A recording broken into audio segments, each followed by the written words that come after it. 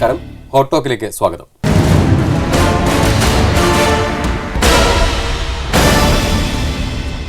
വികസന മാനദണ്ഡങ്ങളിൽ മിക്കതിലും മുന്നിൽ നിൽക്കുന്ന കേരളം വ്യാവസായിക രംഗത്ത് ഏറെ പിറകിലാണ്. ഈ പിന്നോക്കാവസ്ഥയുടെ കാരണം ചർച്ച ചെയ്യുമ്പോൾ പലപ്പോഴും തൊഴിലാളി സംഘടനകളെയാണ് പലരും പ്രതിക്കൂട്ടിൽ നിർത്താറുള്ളത്. വാസ്തവം എന്താണ്? ഹോട്ട് ടോക്ക് ചർച്ച ചെയ്യുന്നു. ഈ വിഷയം സംസാരിക്കുന്നതിന് CPIM നേതാവ് ശ്രീ M ലോറൻസ്, ഒപ്പം പ്രമുഖ വ്യവസായി ശ്രീ കൊച്ചൗസേപ്പ് ചിറ്റിലപ്പള്ളി എന്നിവർ ചേരുന്നു.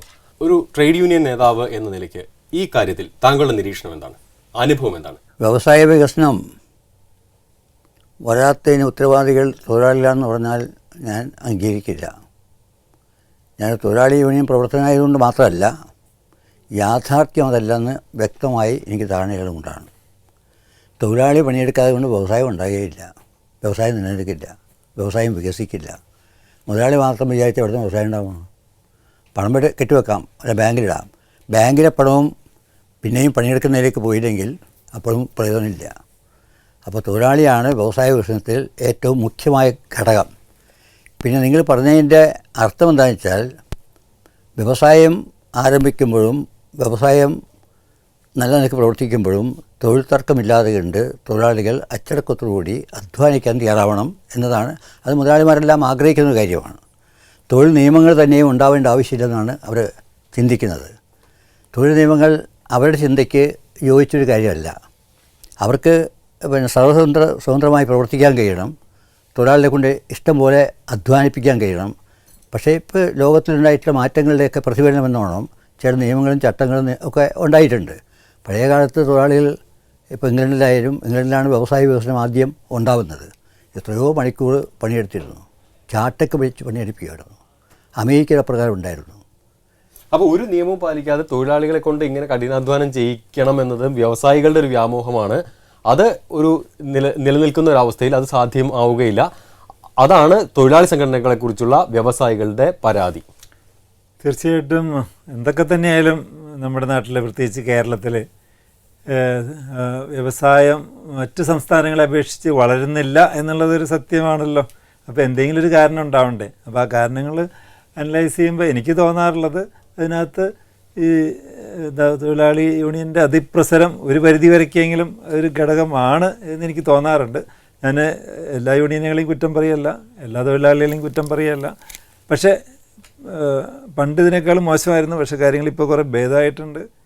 എന്നിരുന്നാൽ തന്നെയും ഇനിയും കുറച്ചും കൂടി ഭേദം ആവാമായിരുന്നു എന്നെനിക്ക് തോന്നാറുണ്ട്. കാരണം പലപ്പോഴും ചെറിയ ചെറിയ കാര്യം കൊണ്ട് തൊഴിൽ തർക്കങ്ങളും പരിഹരിക്കാവുന്ന തൊഴിൽ തർക്കങ്ങളും യൂണിയൻ്റെ ഒരു അതിപ്രസരണം കൊണ്ട് അത് വളർന്നു വലുതായി കൂടുതൽ മോശമാവുന്ന അന്തരീക്ഷങ്ങളാണ് കാണാറുള്ളത്. പിന്നെ നേരത്തെ പറഞ്ഞു, ഇവിടെ ധാരാളം നിയമങ്ങളുണ്ട്. തൊഴിലുമായിട്ട് ബന്ധപ്പെട്ട് ഒരുപാട് റൂൾസ് ആൻഡ് റെഗുലേഷൻസ് ഓൾറെഡി നിലനിൽക്കുന്നുണ്ട്. അതിനുള്ള ഗവൺമെൻറ് മെഷീനറിയുണ്ട്. അതൊക്കെ ഉണ്ടായിട്ടും പിന്നെ അതിനപ്പുറം ഒരു എന്താ പറയുക, ഒരു മുഷ്കുപയോഗിച്ച് വ്യവസായം സ്തംഭിപ്പിക്കുന്ന പ്രവണതയൊക്കെ വരുന്നത് സങ്കടകരമാണ്. അതെ, പലപ്പോഴും ചർച്ച ചെയ്യാറുള്ള ഒരു വലിയ പ്രശ്നം ഈ നോക്കുകൂലി പോലുള്ള പ്രവണതകൾ ഇപ്പോഴും തൊഴിൽ മേഖലയിൽ നിലനിൽക്കുന്നു എന്നതാണ്.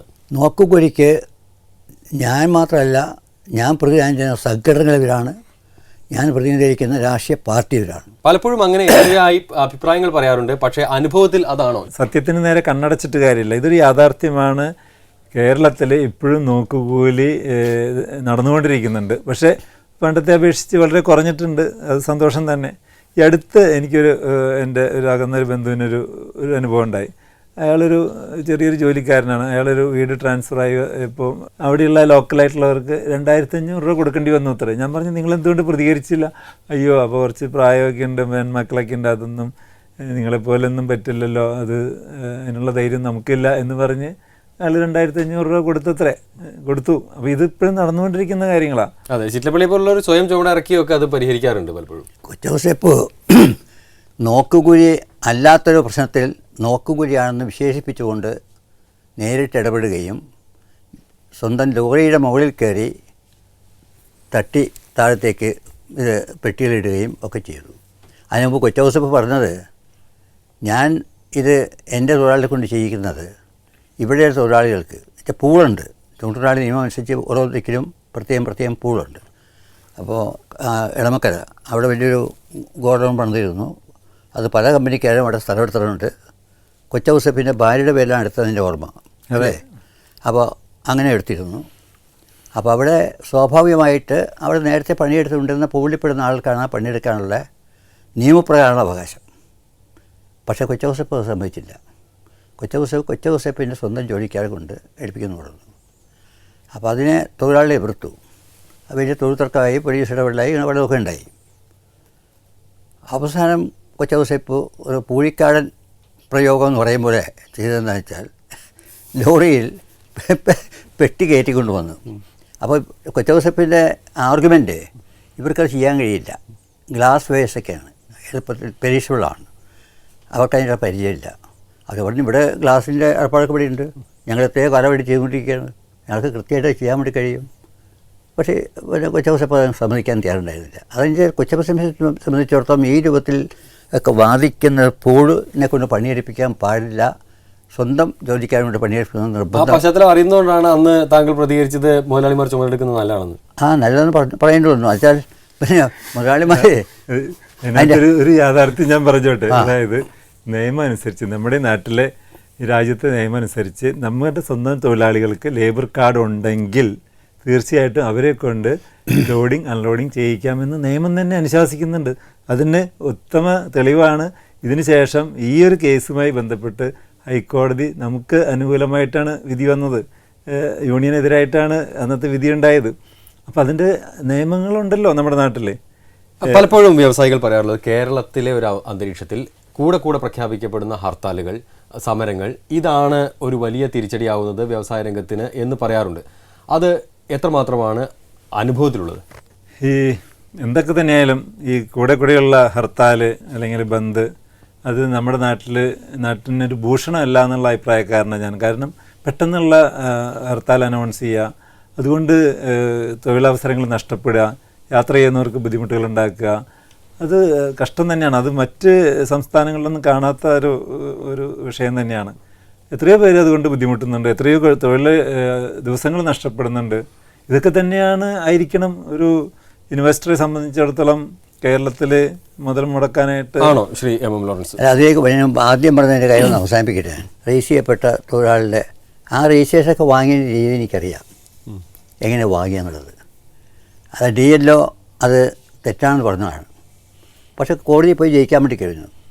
കോടതിയിലൊക്കെ ജയിക്കാൻ കയ്യിൽ പണം ഉണ്ടെങ്കിൽ, നല്ല വക്കീൽമാനം ഉണ്ടെങ്കിൽ ജയിക്കാനൊക്കെ കഴിയും. എനിക്കിട്ട് എൻ്റെ ജോസഫെ ഞാൻ പറയുന്നത് എത്രയോ അനുഭവം എനിക്കുണ്ട്. കോടതിയിലെ പല ജഡ്ജിമാരെയും എനിക്കറിയാം, അസൈറ്റ് അറിയും. നോക്കുകൂലിയെ സംബന്ധിച്ചിടത്തോളം കൊച്ചൗസേപ്പിൻ്റെ ജോലിയിൽ നോക്കുകൂലിയുടെ പ്രശ്നം ഉണ്ടായിരുന്നില്ല.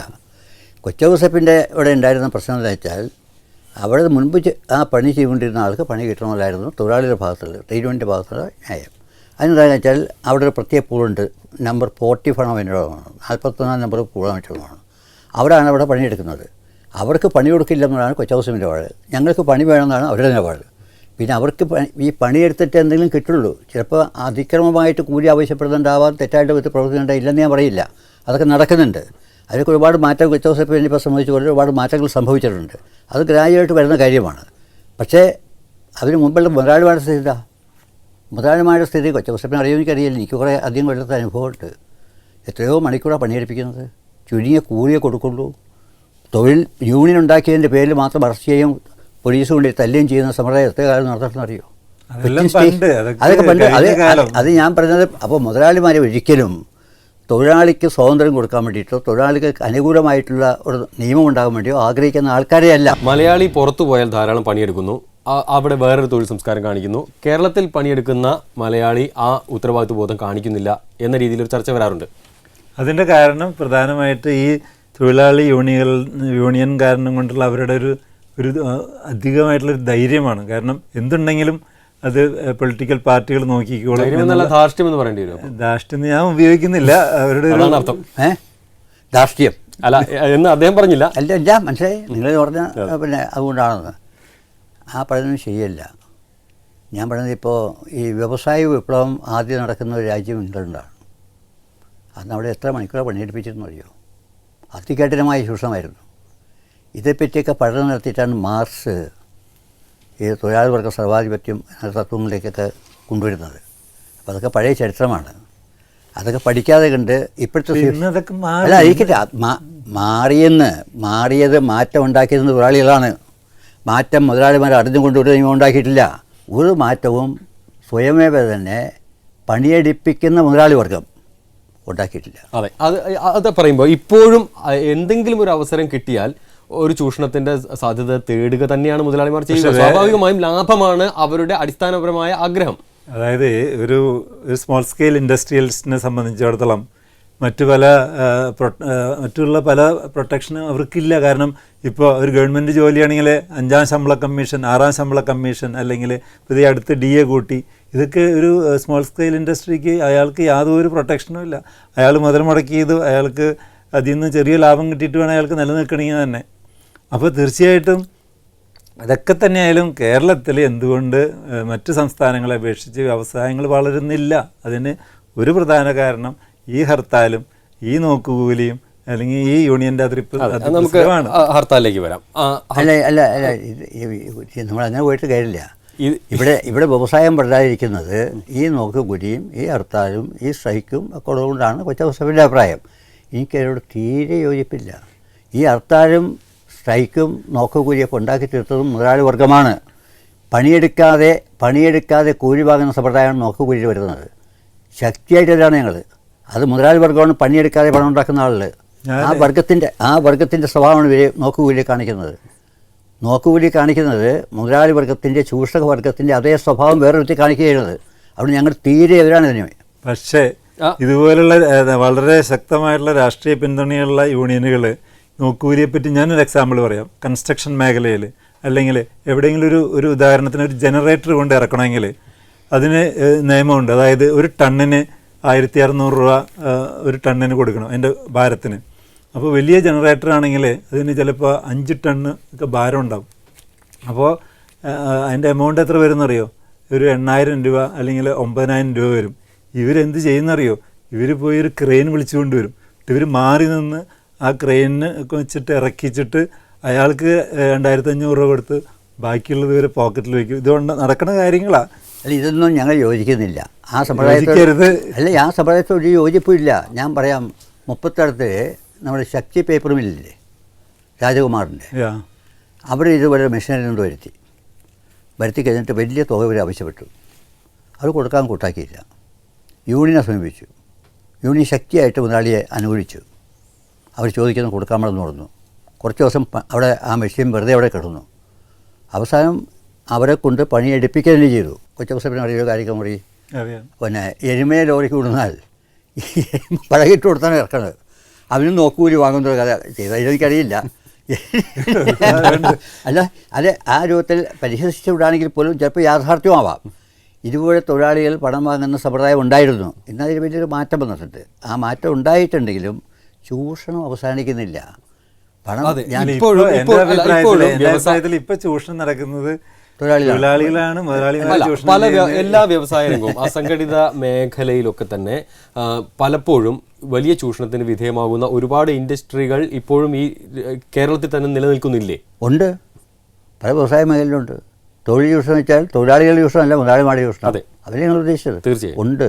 അതിനൊക്കെ എതിരായിട്ടുള്ള പോരാട്ടത്തിന് വേണ്ടിയിട്ടാണ് ട്രേഡ് യൂണിയൻ സംഘടന. അതെ, പക്ഷേ അവിടെ ട്രേഡ് യൂണിയനുകൾ പുറകോട്ട് പോകുന്നു. അവിടെ ചില ട്രേഡ് യൂണിയൻ സംഘടനകൾ നേതാക്കന്മാർ തന്നെ ഇതിനെ കൂട്ടു നിൽക്കുന്ന ആൾക്കാരുമുണ്ട്. അതിപ്പോൾ ആരൊക്കെയെന്ന് ഞാൻ പറയില്ല, ഏത് സംഘടനയെന്ന് ഞാൻ പറയില്ല. അത് കൂട്ടു നിൽക്കുന്ന ആൾക്കാരുണ്ട്. ഞങ്ങൾ ഇവരാണ് ഇതിനെ, ഞങ്ങൾ തീരെ ഇവരാണ്. യൂസഫ് അലി വലിയ വ്യവസായിയാണ്. ഞങ്ങൾ പത്രങ്ങളിൽ പോർട്ടിലൊരു പ്രശ്നമുണ്ടായി. ഈ മേജർ പോർട്ട് ടെസ്റ്റ് ആക്ട് അനുസരിച്ചിട്ട് പോർട്ടിൻ്റെ വക ഭൂമി for the activities of the port അത് വ്യവസായത്തിന് കൊടുക്കാനുള്ള സ്ഥലമല്ല, പോർട്ട് പണിയാൻ കൊടുക്കുന്ന സ്ഥലമല്ല. കൊടുത്ത നിയമവിരുദ്ധമായിട്ട് കാര്യമാണ്. പക്ഷേ യൂസഫ് അലിക്ക് ഒരുപാട് പണം കൊണ്ട് സ്വാധീനിക്കാൻ ഒക്കെ കഴിയും. പക്ഷെ എന്നാലും അദ്ദേഹം ഇവിടെ നമ്മുടെ നാട്ടിൽ നല്ലൊരു എമൗണ്ട് ഇൻവെസ്റ്റ് ചെയ്തില്ലേ? അതിനെ അപ്രീഷിയേറ്റ് ചെയ്യണ്ടേ? ഇൻവെസ്റ്റ് ചെയ്തു. അപ്പോൾ പിന്നെ വലിയ ഇൻവെസ്റ്റേഴ്സ് വരുമ്പോൾ എന്തും കോംപ്രമൈസ് ചെയ്യാം എന്നൊരു അവസ്ഥ കേരളത്തിൽ ഉണ്ടാവുന്നുണ്ടോ? കേരളത്തിൽ ഇന്ന് തൊഴിലാളികളെ സംബന്ധിച്ചിടത്തോളം ബഹുഭൂരിപക്ഷം തൊഴിലാളികൾക്കും അവരുടെ അവകാശങ്ങളെപ്പറ്റി നല്ല ഗ്രാഹ്യമുണ്ട്. അതിന് ഈ പറഞ്ഞ യൂണിയനുകൾ സഹായിച്ചിട്ടുണ്ട്, ഇല്ല എന്നല്ല ഞാൻ പറയുന്നത്. പക്ഷേ അങ്ങനെ അവകാശങ്ങളെപ്പറ്റി നന്നായിട്ട് അറിയാം. പക്ഷേ അവരുടെ കടമകളെപ്പറ്റി പലപ്പോഴും യൂണിയനുകൾ പഠിപ്പിച്ചു കൊടുക്കാനോ അല്ലെങ്കിൽ കണ്ണടയ്ക്കാനോ ശ്രമിക്കുന്നു എന്നാണ് എനിക്ക് സങ്കടമുള്ളത്. താങ്കൾ തന്നെ പറഞ്ഞു ഇപ്പോൾ ട്രേഡ് യൂണിയനുകളുടെ രീതിയിൽ കുറേയൊക്കെ മാറ്റങ്ങൾ വന്നിട്ടുണ്ട്. തീർച്ചയായിട്ടും. അത് ഒരു മുതലാളി പക്ഷമാണ്. കാരണം അവർക്ക് അല്പം ആശ്വാസം ഉണ്ടാകുന്നുണ്ട് എന്ന് പറഞ്ഞാൽ ട്രേഡ് യൂണിയൻ നേതാക്കൾ പേടിക്കണം. അല്ല, അങ്ങനെയല്ല. പണ്ട് അടിക്കടി പല സമരങ്ങളും നടക്കുമായിരുന്നു. ഇപ്പോൾ അങ്ങനെയല്ല. ഇപ്പോൾ ഒരു പരിധിവരെ ഈ പാവപ്പെട്ട പണം മുടക്കിയ ചെറുകിട വ്യവസായികളും പഠിച്ചു. പക്ഷെ ഒരു കാര്യം ഞാൻ പറയാറുണ്ട്, അതായത് ഇവിടെ കേരളത്തിൽ ഇത്രയും തൊഴിൽ സമരങ്ങളൊക്കെ വന്നപ്പോൾ ഒരു ഗുണം കിട്ടിയത് എന്താണെന്ന് വെച്ച് കഴിഞ്ഞാൽ നമ്മുടെ ചെറുപ്പക്കാർ ധാരാളം പേര് ഗൾഫിൽ പോയി. അതുകൊണ്ട് ഒരുപാട് പണം ഉണ്ടാക്കിയിട്ട് ഇങ്ങോട്ട് കേരളത്തിലേക്ക് അയച്ചു. തന്നെയല്ല, ഈ ബംഗാളിൽ ഇതേമാതിരി യൂണിയൻ പ്രവർത്തനങ്ങളൊക്കെ കാരണം അവിടെ പട്ടിണി അതിയായിട്ട് അവിടുന്ന് കുറേ ആൾക്കാർ നമുക്ക് ഇവിടെ ജോലിക്കും കിട്ടി. അത് കാരണം കൊണ്ട് കേരളം ഇന്ന് സുഭിക്ഷാന്ന് എനിക്ക് തോന്നുന്നു. കൊച്ചൗസിനെ പോലുള്ള മുതലാളിമാർ ആശ്വസിക്കുന്നുണ്ട് ട്രേഡ് യൂണിയനുകളുടെ ശക്തി അല്പം ഒന്ന് കുറഞ്ഞിട്ടുണ്ട് എന്ന്. അത് ഒരു അപകടകരമായ സൂചനയാണ്. ട്രേഡ് യൂണിയൻ നേതാക്കൾക്ക് ഒരു മുന്നറിയിപ്പാണത്. ആ പറഞ്ഞത് ശരിയാണെന്നുണ്ടെങ്കിൽ വളരെ അപകടകരമാണ്. ട്രേഡ് യൂണിയൻ ശക്തി അങ്ങനെ കുറഞ്ഞെന്ന് ഞാൻ പറയില്ല. അത് ശക്തി കുറഞ്ഞിട്ടുമില്ല, ശക്തി ഉണ്ട്, അതാണ് സത്യം. പോരാന്ന് എൻ്റെ അഭിപ്രായം. പക്ഷേ ശ്രീ എം ലോറൻസ്, ഇപ്പോൾ പല തൊഴിൽ മേഖലകളിലും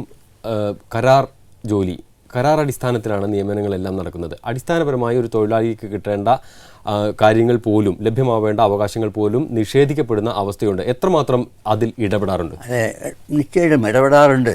അതായത് കോൺട്രാക്ടേഴ്സിനെ പണിയെടുപ്പിക്കുക, താൽക്കാലിക അടിസ്ഥാനത്തിൽ പണിയെടുപ്പിക്കുക, സ്ഥിരമായി പണി കൊടുക്കാതിരിക്കുക. സ്ഥിരമായി പണി കൊടുത്തു കഴിഞ്ഞാൽ നിയമപരമായിട്ട് ചില ചട്ടങ്ങളൊക്കെ പാലിക്കാൻ ബാധ്യസ്ഥമാണ്. അപ്പോൾ അതിൽ നിന്ന് കൊഴിഞ്ഞു മാറിയിട്ട് കൂടുതൽ ചൂഷണത്തിന് സൗകര്യം കിട്ടും.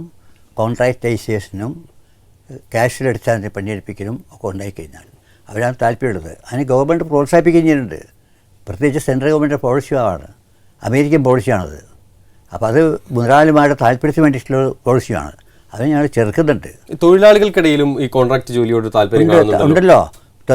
ഞാൻ പറഞ്ഞ തൊഴിലാളിയായതുകൊണ്ട് എല്ലാവരും സത്യസന്ധന്മാരും തൊഴിലാളികളുടെ താല്പര്യം നിൽക്കുന്നവരുമാണെന്ന് എനിക്ക് അഭിപ്രായമില്ല. മുതലാളിമാരുടെ സ്വാധീനം അതിനകത്തുണ്ട്. മുതലാളിമാരുടെ സ്വാധീനം മുതലാളിമാരെ പണം കൊടുത്ത് അതിനാക്കിയല്ല, അറിയാതെ തന്നെ പണം കൂടുതൽ കിട്ടാനുള്ള സാധ്യത ഉണ്ടായിക്കഴിഞ്ഞാൽ അത് ഉപയോഗിക്കുന്നതായിട്ടുള്ള ട്രേഡ് യൂണിയൻ നേതാക്കന്മാരുണ്ട്, തൊഴിലാളികളുണ്ട്, എല്ലാ രംഗത്തുമുണ്ടത്. ഇതില്ലാത്ത കാര്യമില്ല. കോൺട്രാക്ട് ജോബിനെ കുറിച്ച് വളരെ ആശ്വാസത്തോടെ തന്നെയായിരിക്കും ഒരു വ്യവസായികൾ കാണുന്നുണ്ടാവുക. കോൺട്രാക്റ്റ്, അതായത് ഒരു സ്ഥാപനത്തിൽ പെർമനൻ്റ് ആയിട്ടുള്ള എംപ്ലോയീസും കാണും, കുറച്ച് പേരെങ്കിലും കോൺട്രാക്റ്റ് എംപ്ലോയീസും കാണും. കാരണം ഇതെല്ലാം നിയമത്തിൻ്റെ പരിധിയിൽ വെച്ചിട്ട് നമുക്ക് ചെയ്യാൻ പറ്റുള്ളൂ. അല്ലാതെ എല്ലാ ജോലിക്കാരെയും കോൺട്രാക്റ്റ് അടിസ്ഥാനത്തിൽ ജോലിക്ക് വയ്ക്കാനൊന്നും പറ്റില്ല. തന്നെയല്ല, ഇപ്പോൾ നേരത്തെ പറഞ്ഞതിന് വേറൊരു എക്സാമ്പിൾ ഞാൻ പറയാം. അതായത് കെട്ടിട നിർമ്മാണ മേഖലയിൽ ഇതുപോലെ യൂണിയനുകൾ ബാർഗെയിൻ ചെയ്തിട്ട് ഇത്രയോ ശതമാനം അവരുടെ നേരിട്ടുള്ള ജോലിക്കാരെ വയ്ക്കണമെന്ന് നിർബന്ധിച്ചിട്ട് അതിന് അത്രയ്ക്ക് ഇഷ്ടംപോലെ ആളെ തരാൻ പോലും യൂണിയനുകൾക്ക് സാധിക്കുന്നില്ല. കാരണം നമ്മുടെ നാട്ടിൽ ഇപ്പോഴും നല്ല ജോലിക്കാർക്ക് ഷോർട്ടേജ് ആയിപ്പോയി. കൺസ്ട്രക്ഷൻ കൂടുതൽ നടക്കുമ്പോൾ ജോലിക്കാർ കൂടുതൽ ആവശ്യമായിട്ട് വരും.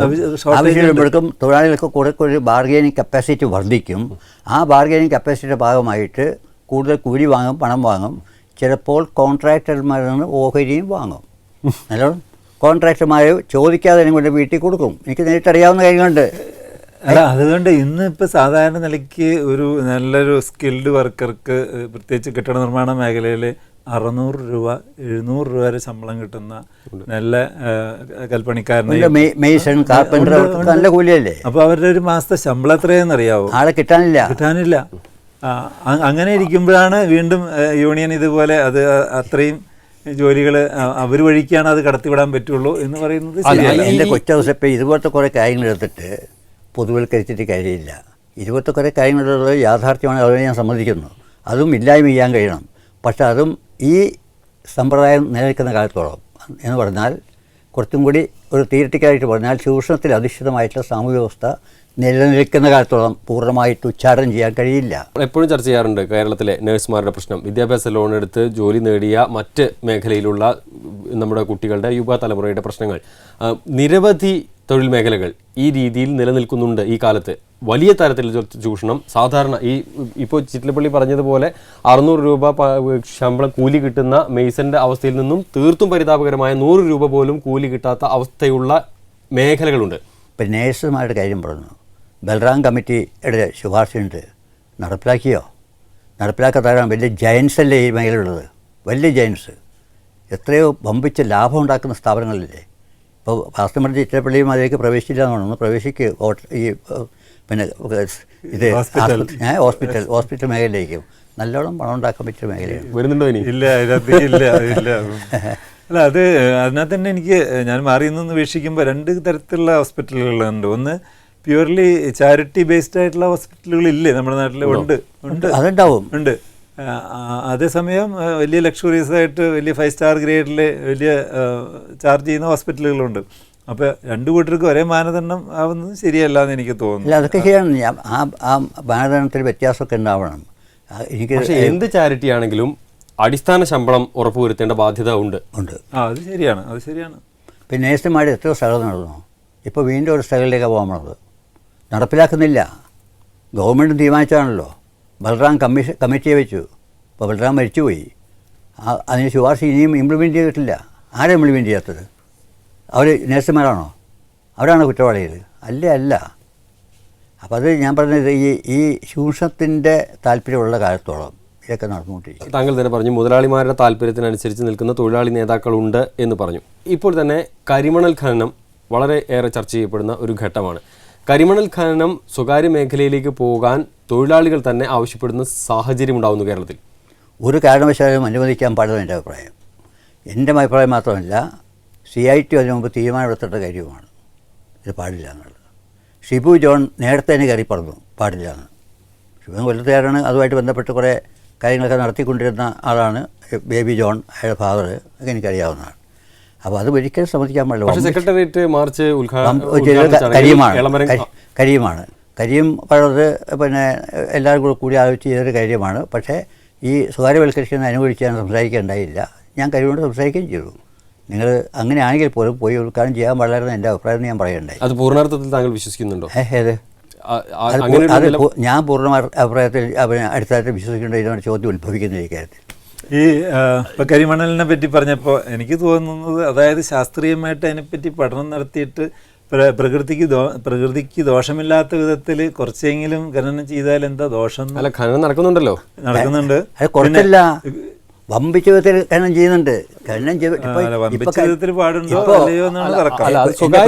പ്രിയപ്പെട്ട കൊച്ചൗസപ്പെ പിന്നെ ഖനനം ചെയ്തിട്ട് ഇവിടുന്ന് കടത്തി കൊണ്ടുപോവുകയാണ് ചെയ്യണത്. വമ്പിച്ച ലാഭം ഉണ്ടാക്കുന്ന ഒരു ഉൽപ്പന്നമാണത്. റൂട്ടയിലും അതുപോലത്തെ കാര്യങ്ങളൊക്കെ ഉണ്ടല്ലോ, വമ്പിച്ച ലാഭം ഉണ്ടാക്കുന്നത്. അതിലൊന്ന് പോയി ചാട്, നല്ല കാശുണ്ടാക്കാം.